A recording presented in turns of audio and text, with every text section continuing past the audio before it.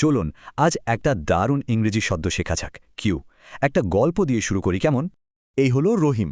ও একটা বড় ক্রিকেট ম্যাচের টিকিট কিনবে বলে দারুণ এক্সাইটেড। ও টিকিট কাউন্টারে গেল, কিন্তু এ কি, ওখানে তো দেখি অনেক মানুষের লম্বা লাইন। ইংরেজিতে এই লম্বা লাইনটাকে কিন্তু একটা বিশেষ নামে ডাকা হয়, আর সেটা হলো কিউ। সোজা কথায় কিউ মানে হলো একটা লাইন, যেখানে মানুষ কিছুর জন্য অপেক্ষা করছে। টিকিট পেতে হলে তো রহিমকেও লাইনে দাঁড়াতে হবে, তাই না? তাই ও লাইনের একদম শেষে গিয়ে দাঁড়ালো। মজার ব্যাপার হলো, এই যে লাইনে দাঁড়ানো, এই কাজটাকেও কিউ বলা হয়, মানে এটা একটা ভার্বও বটে। তাহলে ব্যাপারটা কি দাঁড়ালো? মানুষের লাইনটা হলো কিউ, আবার লাইনে দাঁড়ানোটাও হলো টু কিউ। শুধু কি টিকিটের জন্য? না না, আমরা কিন্তু সব জায়গায় কিউ দেখি। চলুন আরও কয়েকটা উদাহরণ দেখি। যেমন ধরুন ব্যাংকে।